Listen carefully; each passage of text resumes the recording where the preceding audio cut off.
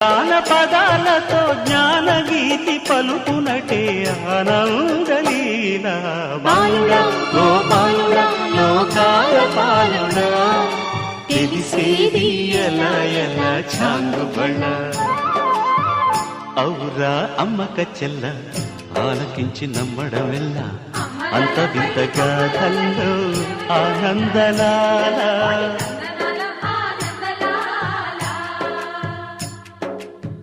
బాపురే బ్రహ్మకు చెల్ల వైనవంత వల్లించవల్ల